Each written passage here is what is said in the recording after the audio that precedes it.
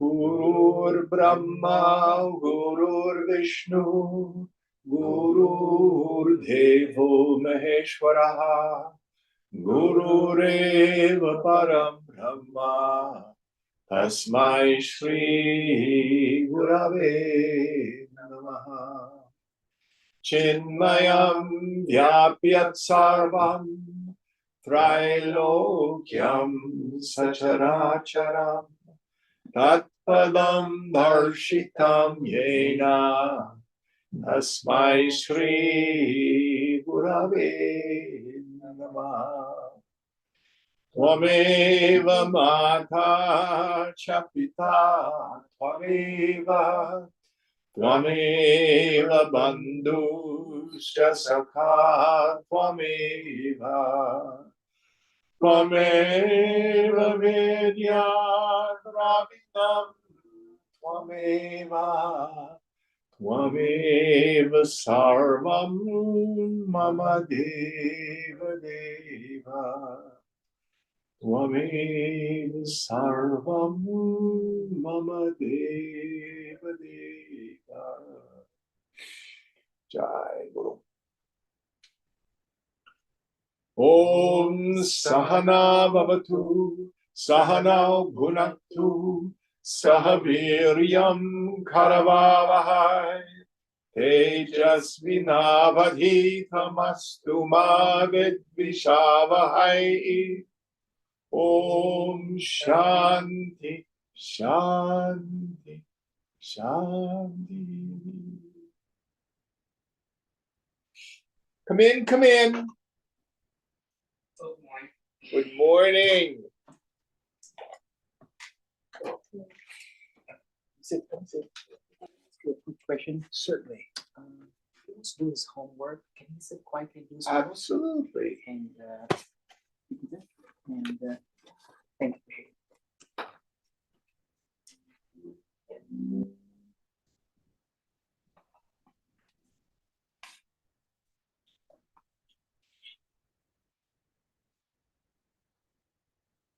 Does he need anything? I want to see. Do you have a Wi-Fi by any chance, or Wi-Fi, yes. You can tune in. The network is called Gilman, and the password. You ready for it? Yeah. 510 Okay. 220 8453.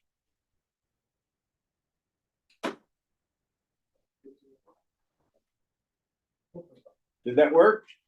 Yeah, he's gonna try. Thank you, appreciate it. All right. So introduce yourselves. Hello, namaste. My name is Ramji. Lata. Puneet. Puneet, nice to meet you. Soundarya. Soundarya, nice to meet you. Soundarya. Lata. And that's Santosh. Okay, so to review where we are, to catch up.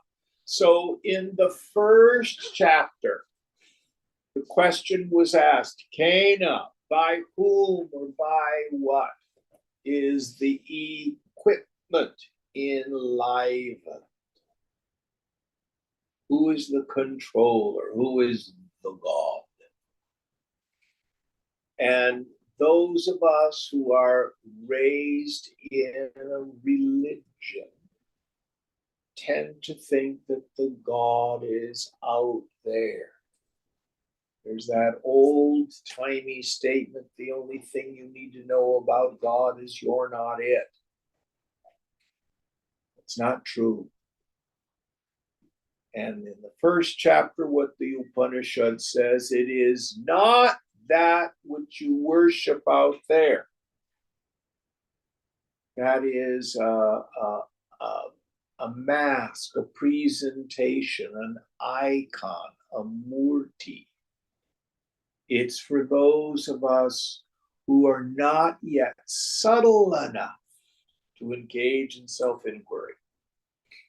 Helps us open the heart, quiet the mind through devotional practices. It's not that which you worship here. Frame goes through every single mantra of the first chapter. So what is it? The second chapter, it is the first chapter. It's the ear behind the ear, the eye behind the eye. the speech behind the speech. What in God's name does that mean? And we're introduced into the fundamental meditative practice of Vedanta, which is subject object discrimination. The way in which we come to know the self through viveka, through discrimination. So it's like a game. So can you see the bowl on the table? Yes? No? Yes. Are you a bowl? No. No. Subject, object. We can go through all the five outer senses. If it is knowable through hearing, tasting, touching, seeing, hearing, tasting, touching, smelling, I am not that. Neti, not this, not this. Go to the body itself. When you were a child, you had a little body. You went through adolescence. The body changed. Now you're an adult. The body is changed again. But you are the knower of the changes in the body. You are knower of all the sensations. Take a deep breath. And you feel the breath in the body. You know the body the same way you know the bowl on the table. Not self. The energy, the pranamaya kosha. You are not energy. You are the knower of energy, not self. You are not your feelings. You know your feelings. Not self. You are not your thoughts. You are not even the ahankriti, the thought of I am good, I am bad, I am tall, I am short, I am young, I am old, I am successful, I'm not so successful. All those I maker thoughts.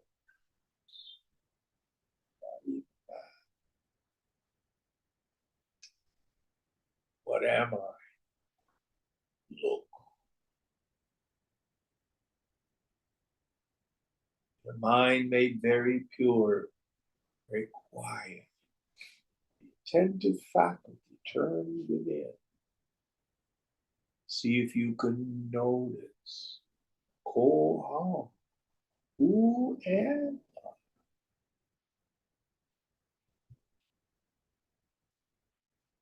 Then we launched into the second chapter. Basically, our Rishi says the person who thinks, I know it well, I've studied this Upanishad and Gita and Shankara and all that, I've got it down. And here the Rishi says, if you think you know it well, you do not know. The one who doesn't know it knows it. What in God's name does that mean? And so we had our introduction to the distinction between paroksha jnanam, indirect knowledge, meaning what I get through reading the scriptures, through hearing the teaching from the Guru. Aparoksha jnana, direct experience. So I have to be willing to drop the mind,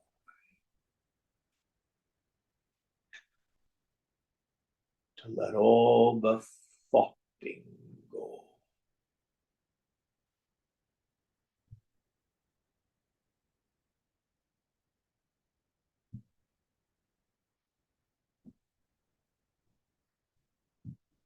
Then the nature of the self becomes clear.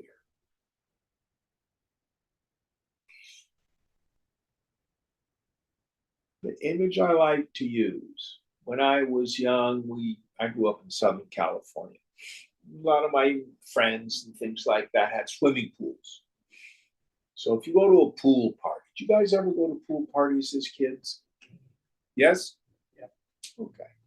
So imagine that there's some gal at the pool party and she's got a little gold chain with an ornament on it, and the chain breaks and her necklace falls off. She goes, "Oh, I've lost my necklace. I've lost my necklace."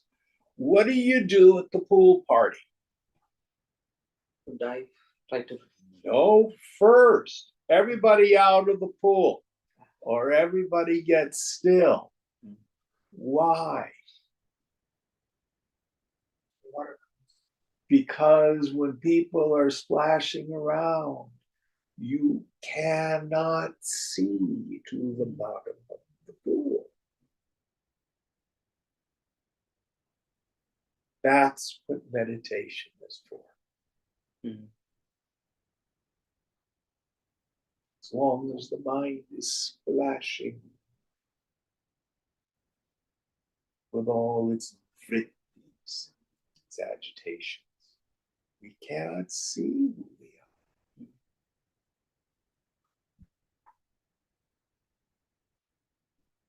So we make everything still. Who sees the thoughts? And even the space between them. It's always there. But I come to recognize. All right, what mantra are we on, Amini? We're on chapter 2, mantra 3. All right, will you help us out, please? Yasya matam tasya matam matam yasya na vedasah avijñatam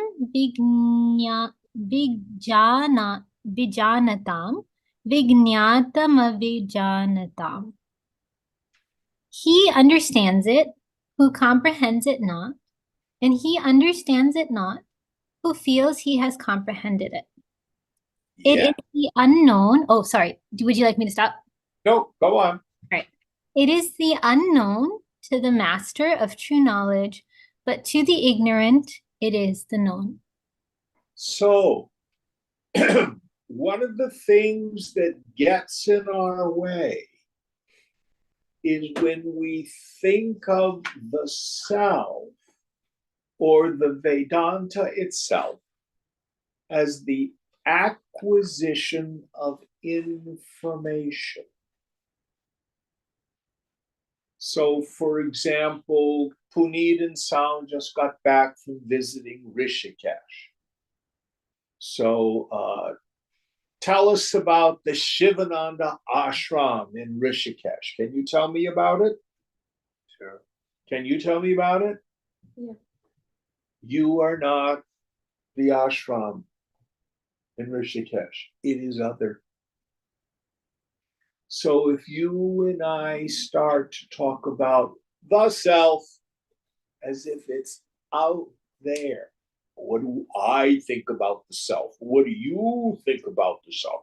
Well, this is what I have learned about the self, as if it were like a place or a thing or a person that does nothing to liberate us.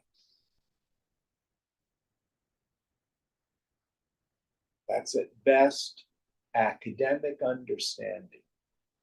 We call someone well versed in that a pundit, a scholar, a professor. But when it comes to this process, we have to start with the subject itself. Who sees the phone? You sure? You see the phone? That's yourself. You don't get another self. You are not going to have an experience of the self. Oh, I was in meditation and the self went by. No. No. Oh, I went into a trance and I'm channeling my higher self. No, it's nonsense. Who sees the coffee cup? That's yourself. My problem is I've never investigated that direct experience. It's always there. When have you ever not been you? Never.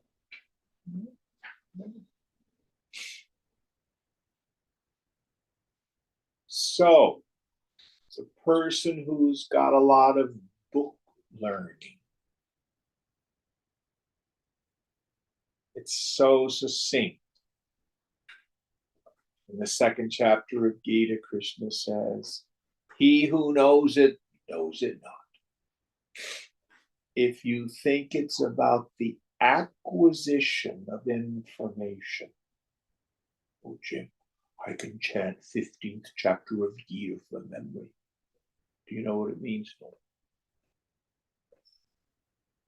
I know all the Upanishads by heart. They can be of some value, perhaps. That's not it.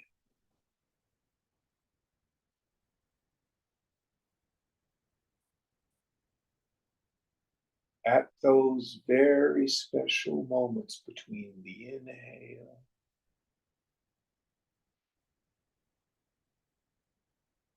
and the exhale, or sometimes between the exhale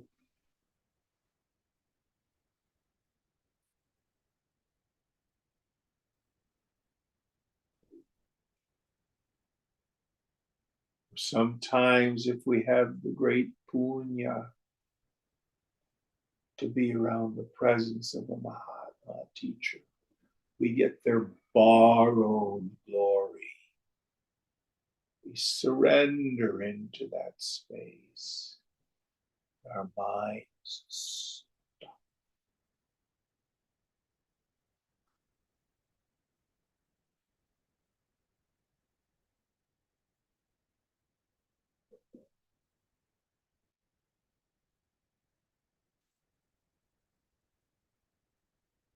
The self cannot be known as an object.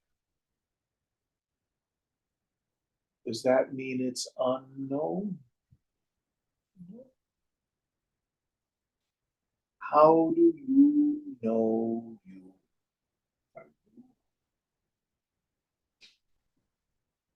You do not see, hear, taste, touch, or smell yourself.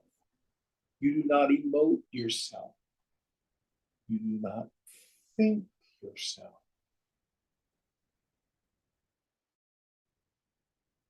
Yet you are not unknown. Pardon me? How do you know it? I don't know. I just do. That's right. The scriptures use the terms swayambhu, self-evident.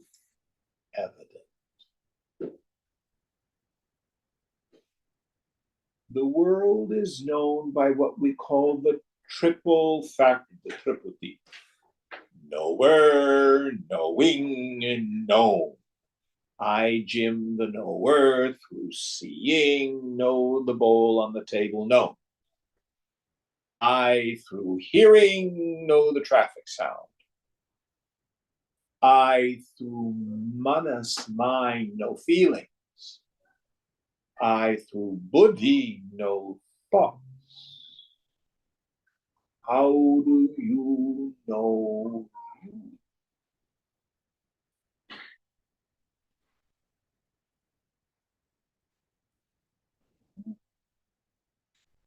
You are the knower.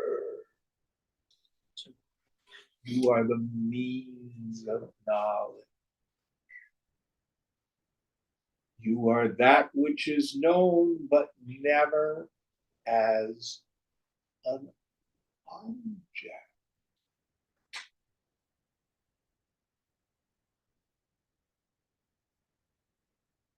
Like a lamp is used to illumine all the objects in the room. Yet I do not need a second lamp to light a lamp. You are that by which everything is known, without which nothing can be known.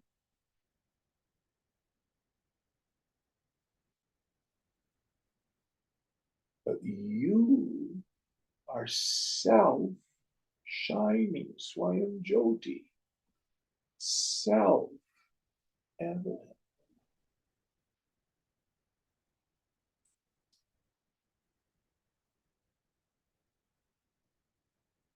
And in the subtle intellect,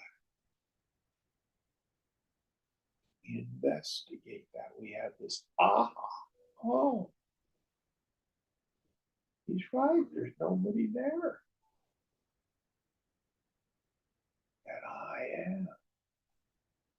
There's no person.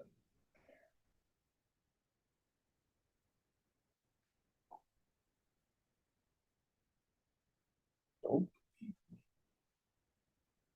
don't believe the Upanishad.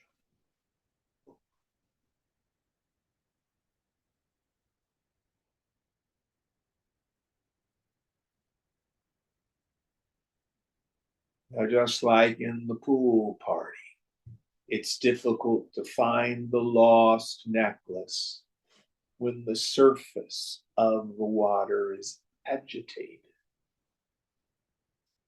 So also for the yogi,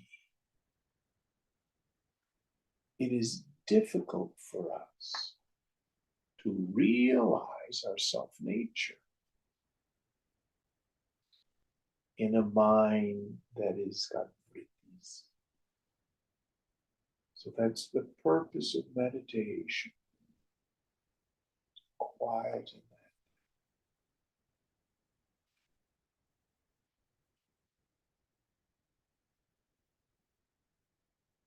Any thoughts on this process? I have a question, Please. So if the self is pure, is that if I say, yeah, I'm successful or I'm failure, or I hear the sound, I taste, it's that I, which is the self, is the observer, right? And similarly, Lata could be observing, tasting. It's all like that. The I in her. The two eyes are essentially, if you take all those things out, the two eyes are essentially pure and equal, right? Is that? So what is successful? What's a failure? What's cooking? What's etc.? Is it the body? Mm-hmm.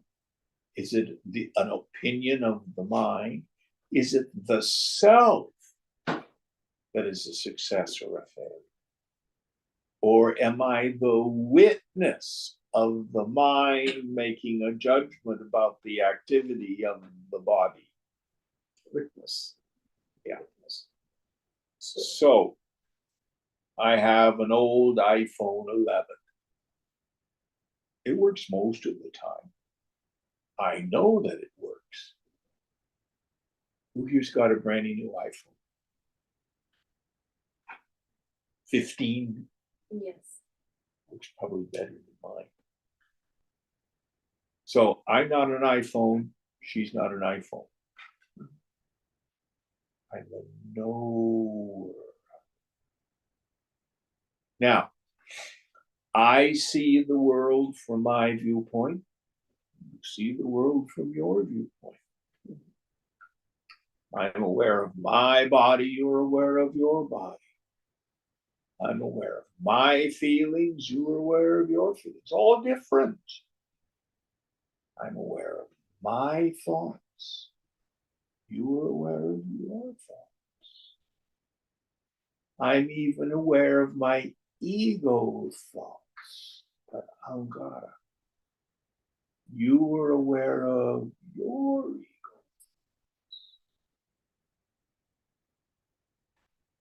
But if you look within in that space between the there's no thing there.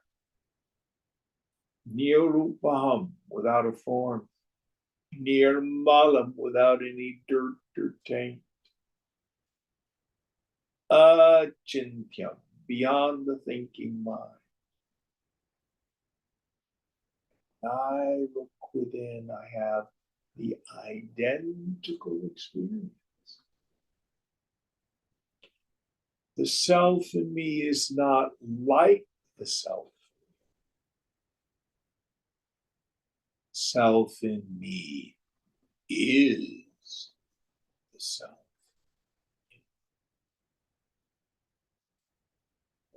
That make it clearer? Yeah, it's clear. The self in me is not like the self in you. But No, I just said that it was. It's identical. It's identical. Yes. It's identical. So the self is witnessing, right? Yes. And whatever yourself has witnessed and whatever myself has witnessed are different, right? I mean, we all have our own experience and thoughts. And all. Yes. But the self itself, if you remove all the witness experience, the self itself is pure and it's same. The two selves are same. Is that? The best way I can explain it, there are a couple images. So right now, I have peripheral vision. You have peripheral vision of the room, right? Mm-hmm. If you make a tube with your hand, close one eye and look through the tube. Mm-hmm. Your peripheral vision is occluded. Yeah. Has anything happened to your eyeball? No. It's just what you're looking through. Mm-hmm. You remove your hands. Mm-hmm. Nothing has changed in your eyeball, but what you are seeing is different. So the tube you make out of your hands is like the body, mind, intellect. You're peeping through it. But if I remove from my attention the adjuncts, the body, mind, intellect, how? Stop the mind, slow the mind down, thin the mind. Then the essential nature of that witness becomes evident. The other image I like to use, if I had a big piece of butcher paper and there were 6 pinholes in it and the room were dark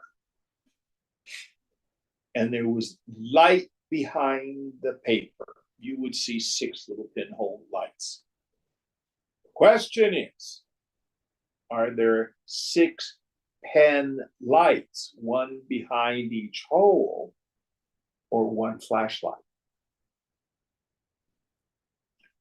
From the other side of the paper, you can't tell. So it seems like I, Jim, am here, Punita's there, you are there, sound is here, light is there. But those are the adjuncts through which consciousness is shining.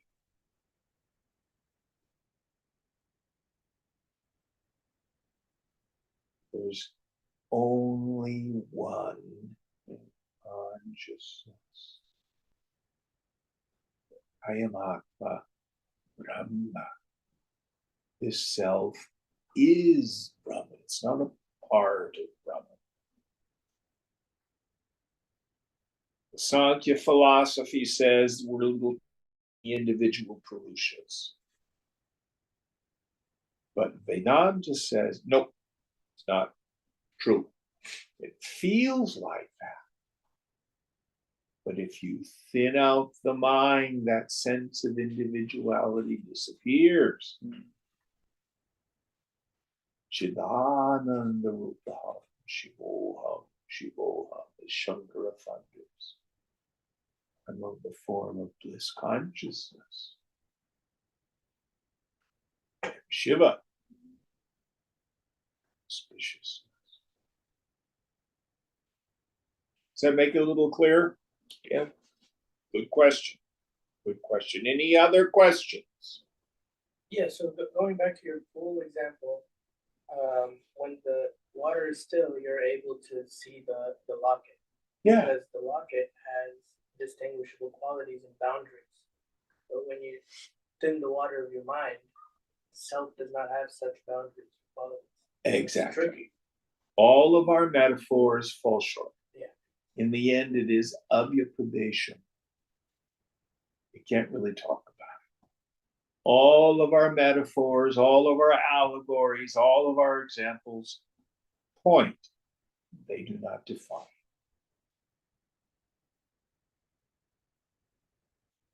Another example I like to use. So, do you see the photo of Swamiji behind me? Yeah. And do you see that it has a wooden frame? Yeah. And do you see that the photo has got a white mat? I always thought I should have gotten an orange mat that would, have the same tone as his robes. And he's got these 70s glasses. You see, got that back in the 1988. I got that photo. If you look towards the bottom in the center of the photo, it's faded so much now. You can see his signature. Can you see it? Let's see. Oh yeah, on the left hand. Yeah. You see On it? his right. Yeah. Now, it's been there every time you've come into my living room. Hasn't it? Yeah. Didn't put it up there this morning. Yeah. But had you noticed it? No. No. So also with the cell. What did I do? I started with something gross, the frame. Something a little more subtle, the mat. Something more subtle yet, the photo of Swamiji. And then look, can you see the signature? So we start with something very gross, the phenomenal world. Do you know seeing, hearing, tasting, touching, smelling? Yeah. Do you know the body? Yeah.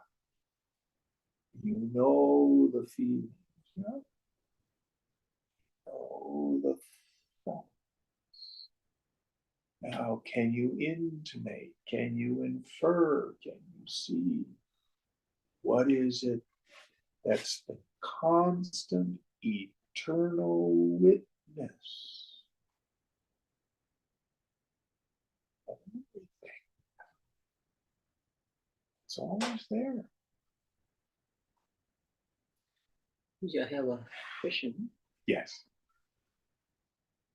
Why the self in me is not able to or lack the ability to witness what others are going through, and why it's not impacting me, it's only impacting them? Like, these are the limitations of the adjuncts of the upadis.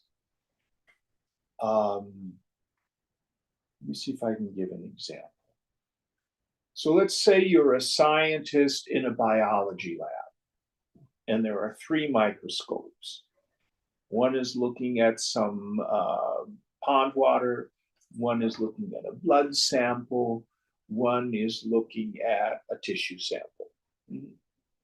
But you can look through all 3 microscopes. Well, if I look through the microscope that's looking at the tissue sample, why can't I see the blood sample? You see what I'm getting at? Has to do with what you're looking through. the same you that's looking through all three microscopes. But what you see is limited by the adjunct, by the body, by the equipment through which you're peeping. Excellent question. Then we say we have to show empathy, and we have to. Then it cannot. The true empathy doesn't exist. Like somehow you try to create that for you and try to understand that. Right? These psychological practices at the beginning level of our sadhana all have essentially one goal: to purify the head and the heart. Now, most of the people who are concerned about practicing empathy probably aren't anywhere near ready for self-realization. If they can just stop hating on their neighbor, they might be doing a good job. But in the end, the most despised person in the world, the self and them, is still Krishna. Yeah.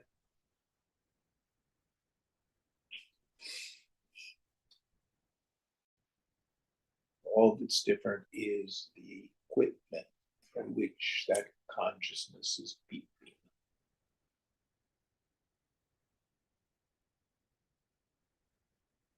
All right. Any other questions or thoughts on this? Next verse.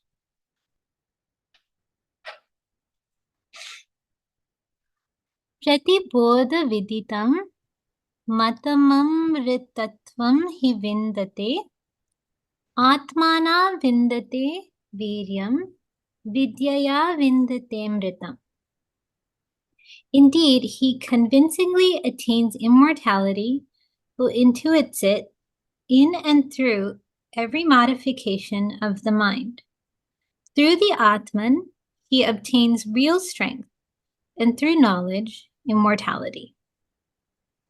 So, do you attain immortality? Is this something that you acquire or achieve?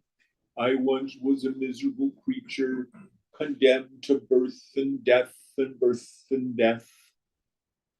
And all of a sudden, aha! Finally, I'm now liberated. Is that what happened?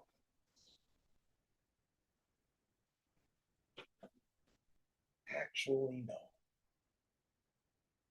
But language fails us. Let me see if I can give you an example. So let's say you're having a nightmare at night. Terrible, terrible dream. And then you wake up. Did the dream ego attain wakerhood?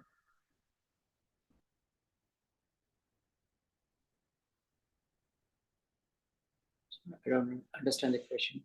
Did the dream ego attain? Yes. What did it achieve? The status of the waker. Yeah. It was an imagination. Yeah. That's all it was. It wasn't Yeah. anything real. Yeah. You are always been sound asleep in your bed. You were safe. Mm-hmm. So actually, the jiva, the ego, doesn't change into something immortal. The mind rediscovers, I have always been immortal. The Upanishads thunder the doctrine of ajati, unborn. Just like in the midst of the dream, oh, I'm being chased by a monster. And then I wake up. I was never really being chased by a monster. This experience of jiva bhavana, the attitude or feeling that I'm a person or my body, is nothing more than a very long and very vivid dream. I don't achieve immortality. I don't attain immortality. I realize I was never born in the first place. Any of you see the old movie Wizard of Oz? No? Don't know. You guys, have you seen Wizard of Oz? Yeah, I've With what's her name? Judy Garland. One of the first color movies. Mhm. So what happens is Dorothy gets caught in a hurricane, not a hurricane, a tornado. She goes to this land of Oz and has all these experiences with the Tin Man and the Cowardly Lion and the Scarecrow and all these people, and follows the yellow brick road to Oz and meets the Wizard of Oz and the evil witch and all this sort of stuff. And at the end, what we find out is that during the tornado, she fell down and hit her head. She dreamed the whole thing.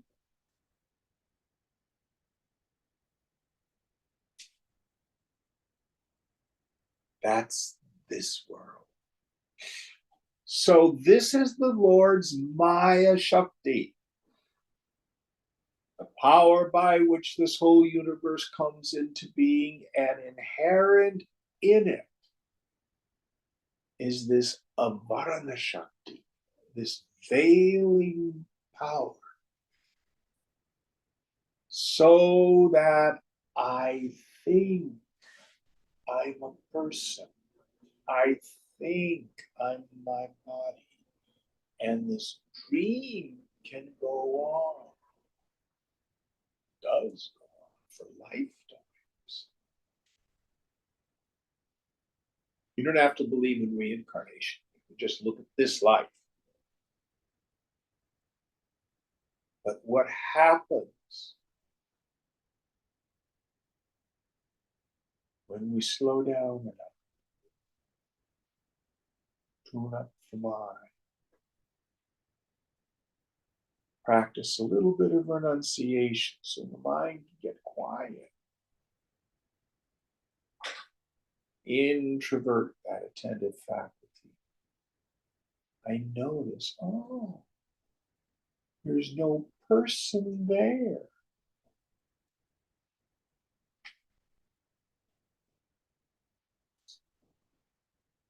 I am just Chidakasha, the space of pure awareness.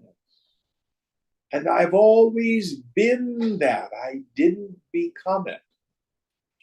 I just didn't know it.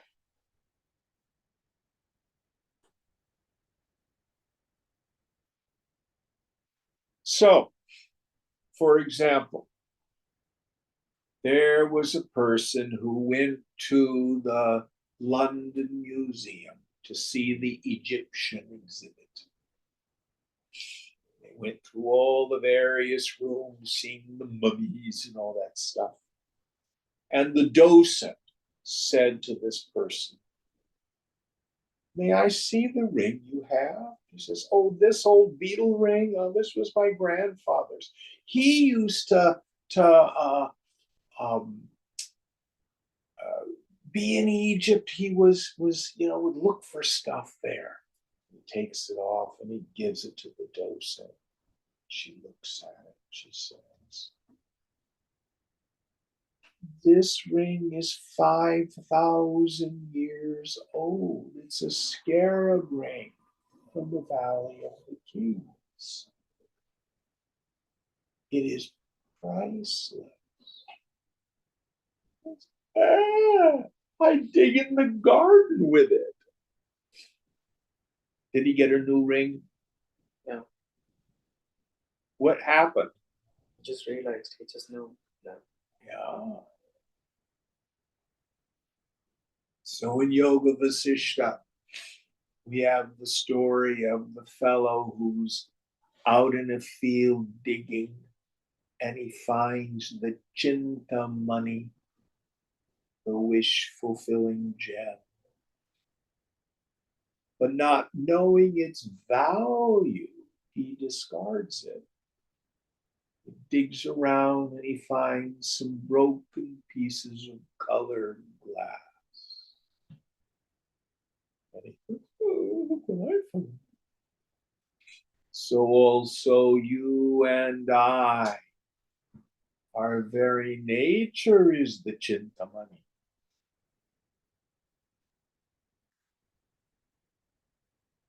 Chidananda Rupa.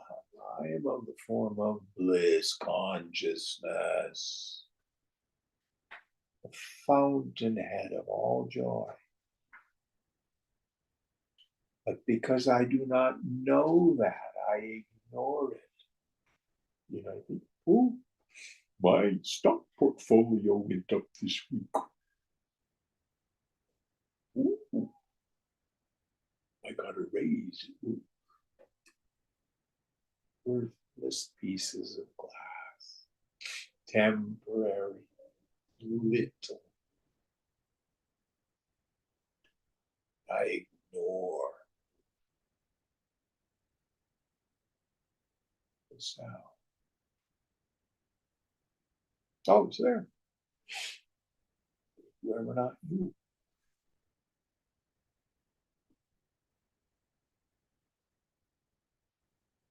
Next verse.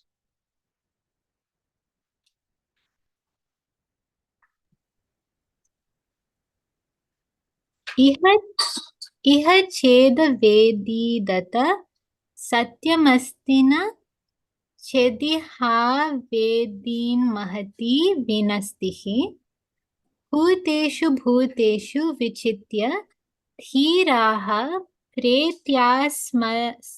प्रेत्यास्माल्लोकादमृता भवन्ति इति द्वितीयखण्डः. If one knows that Brahman here, in this world, then the true end of all human aspirations is gained. If one knows not that here, great is the destruction. The wise, seeing the one Atman in all beings, rise from sense life and become immortal. So, here we have an implication into what I call the pleasure principle. This is the most fruitful meditation we can engage in.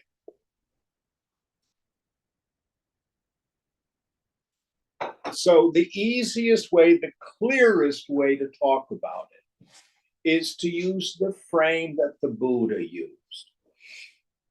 His first turning of the wheel of Dharma, dukkha satya, the truth of suffering. Everybody lives life in a way which is laced, loaded, pervaded by misery. What do most of us do? We endeavor to maximize our happiness by getting as much of what we want, get rid of the misery. But the second truth, samudaya, satya, the truth of the arising of suffering, is something that's important for us to look at. What does it feel like to want something you don't have? Now, there's a flip side, wanting to be rid of something I don't like, or what I call the neurotic form, Maya, fear. Have what I want, but I'm afraid I'm going to lose it. You have a brand new car? Yes. Where is it? In the garage. Why is it in the garage? I don't want it to get dented, so I never drive it.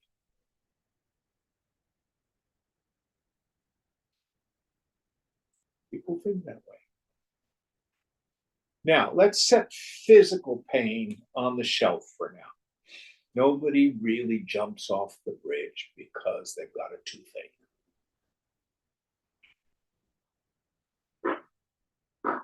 Can you find any other kind of suffering other than wanting something you don't have, or wanting to get rid of something you don't like, or the fear that you have because you're afraid you're going to lose what you have already?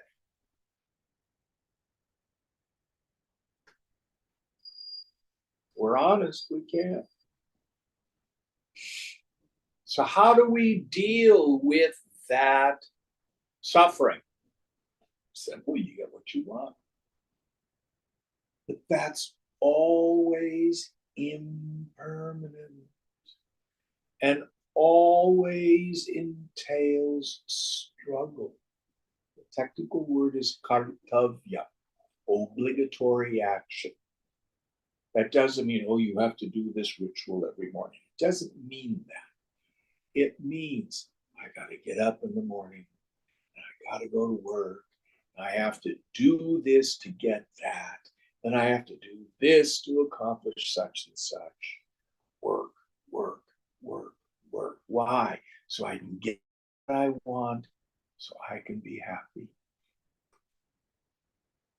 Struggle. All based on I'll be happy when, it'll be better if. What I need is more, better. This is called samsara. 95 cents worth of work for a nickel's worth of happiness. Bad economics. So yoga says, pay attention to our suffering. There is no more fruitful meditation. And as I'm going through life, when I'm upset, why am I upset? Because I'm not getting what I want. When I was doing my sadhana in the ashram, my nickname for my mind was Mudha. What's Mudha mean?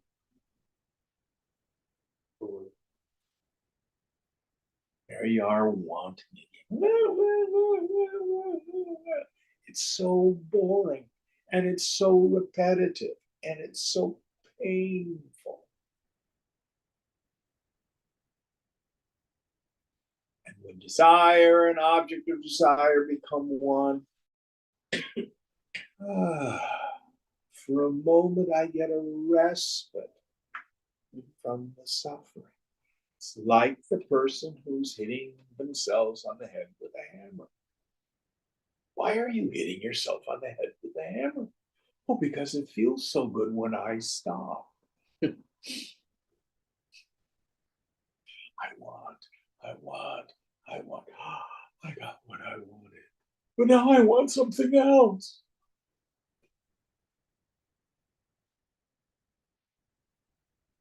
So we pay attention to the point of pleasure when desire and object of desire become one. I think the pleasure, the happiness, the joy is in the object. That's my delusion. What's happened is momentarily I've stopped the craving of the mind. I think the third one is Nirodha Satya or Nasha. I can't remember what it is in the Sanskrit now. But freedom from craving is freedom from suffering. And I can prove it to you. Everybody loves deep sleep. What object causes the pleasure of deep sleep? The greater your worldly problems, the more you want to sleep. And if you're so agitated you can't sleep, oh, is that suffering? We've all had the experience. The alarm goes off. Oh, just 10 more minutes. Oh, it feels so good. Oh, I've got that report due at work.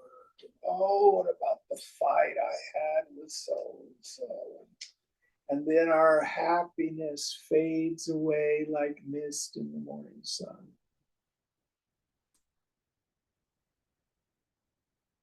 But no object has caused that bliss.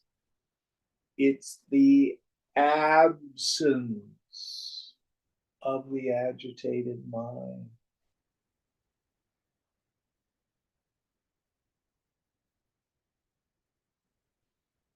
So the Buddha said, I think the fourth one is Marga Satya, the truth of the path. Can you be permanently free from misery? And the answer is yes. We would say sadhana, abhyasa, practice, and intense vairagya. What is vairagya? That desire. You do not achieve it overnight. To give up attachment, sangraha. All experiences gained through the senses, and to give up our identification, jiva bhavana, with any idea of self. Those are the two things we need to give up. Doesn't mean we don't enjoy the world. We just don't get attached. So these kids were, I shouldn't call you kids, that's patronizing, but you are. They were in Uttarkashi, where my guru's guru lived. They were at his kutir. There's a very wonderful story that Swami Tapovana said to Chinmaya. He said, "Do you see the mountain over there? Yes. Isn't it beautiful? Oh, yes. Did you see the tall Himalayan peaks from there? 25,000 feet, covered in snow, enormous. Aren't they just incredible? Can you possess a mountain? No. But you could enjoy it. You go watch a sunset. Who can possess a sunset? Do you weep when the sun goes down? No, that's what it always does. So understand, this doesn't mean that we hate life. We don't get joy. It means we don't get attached. So what happens if the craving of the mind itself is my suffering, and I just get momentary relief from that when I satisfy the mind with an object, a person, place, thing, or situation? If I can begin to take up the practice of letting go of attachment, mature vairagya, the mind starts to stay home, independent of the objects of the world. Now, we have these three great words we use to indicate Brahman, the infinite: Sat, Chit Ananda. Sat, pure existence. The self is. You are. Chit, awareness. You are conscious. You are sentient. Ananda, bliss absolute. In the beginning, I encourage people to translate that as no sorrow reaches there. Physical pain gets to my body, emotional upset gets to my mind, doubt and confusion gets to my intellect, but I'm like the center of the cyclone. Nothing touches me. But then why do we call it Ananda, this absolute? Because it is the fountainhead. It is the wellspring. It is the source of the blissful mind. I get a kiss of the bliss of Brahman in a mediated form. Desire, object of desire become one. I get a momentary taste of my self nature. Wait a minute, Jim. You're saying that ice cream and good music and a massage all do the same thing to my mind? Yes. It varies in intensity and it varies in duration. But I get confused by the sensory experience. What it does to my mind is the same. It momentarily stops the agitation. Mind comes home. But if I'm dependent on using a medium, I have a mediated experience. It's clumsy and it takes work and effort. But if I can learn to let go, and I can have a non-mediated experience, an immediate experience of the mind coming home. The scriptures give us some beautiful words. Atmaramana. The root is Ram Ramati, which means to ravel. What's that dude's name up there? Ramana Maharshi. He who ravels. The god Rama. Reveling. Brahmananda Rasa. Rasa, the juice of the bliss.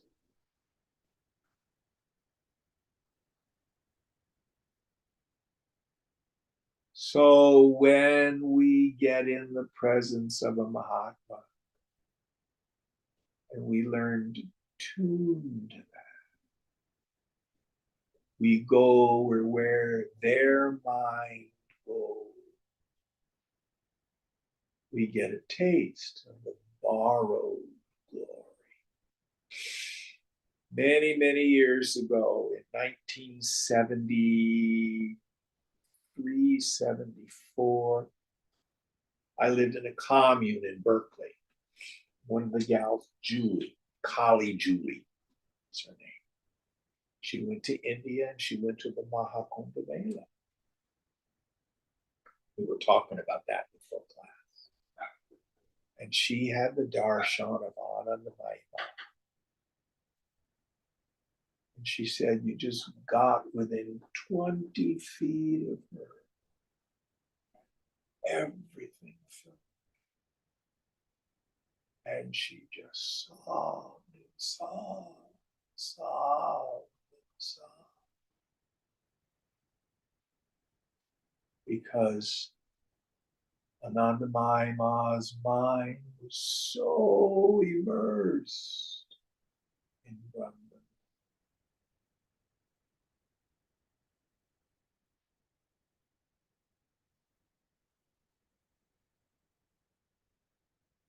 So this is what the mantra is implied. Now, what's the value of this? Good salesperson puts you in touch with the benefits of the product. Wherever you go, there you are. It's free. It won't rot your liver.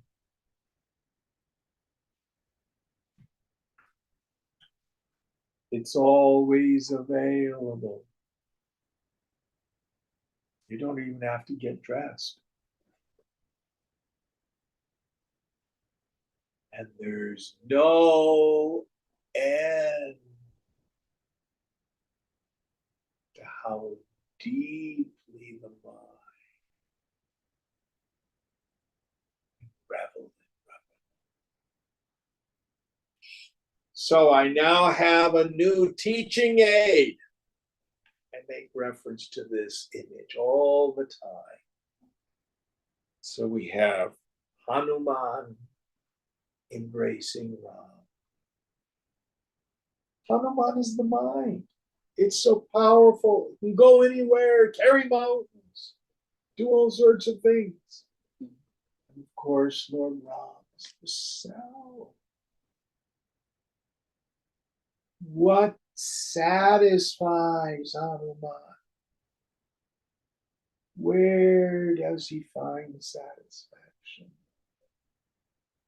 In the embrace of Lord Rama. Meaning, when the mind is absorbed in the self, soak the mind, drown the mind.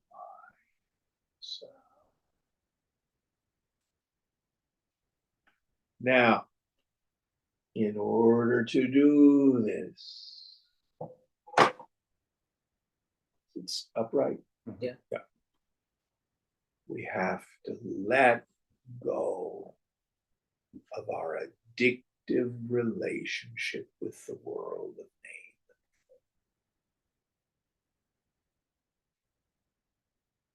As long as I think the only place I can get juice, rasa, is from the world, I will continue to extrovert. And I will have that low level discontent that I run around thinking the only way to satisfy it is to grunt and sweat under a weary life, as Hamlet says. But what this mantra says, oh, but there's another playground. In Gita, Krishna says, what is day to the yogi is night to other people. Where she revels, the rest of the world doesn't even know it exists. What is day to the world is night to the yogi. Okay. You can have your suffering. You can have your puny little pleasures. I have no interest.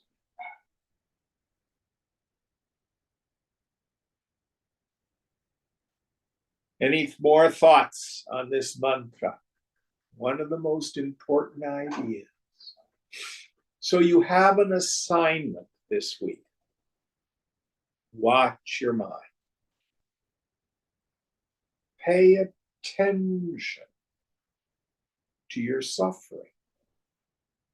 Notice what it feels like when you want something you don't have. A person, place, thing, or condition. Either in the world or in myself. Begin to make friends with the suffering. See whether or not what the scriptures say is true. There is no other suffering other than our kama, our craving, our spriha, our longing, our sangraha, our attachment. Then make friends with your happiness. When desire and object of desire become one. I'm not saying change your behavior. The behavior will change automatically through insight.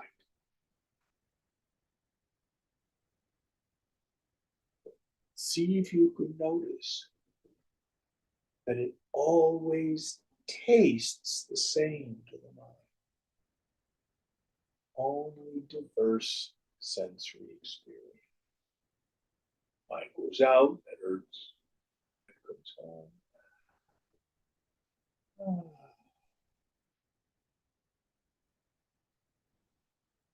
Don't believe me. Prove or disprove it in the laboratory of your own direct experience. Okay, we'll end here today. Om Purnamada Purnamidam Purnat Purnamudachyate Purnasya Purnamadaya Purnameva Vashishyate. Om Shanti Shanti Shanti. Hari Om Sri Guru Pyo Namaha. Hari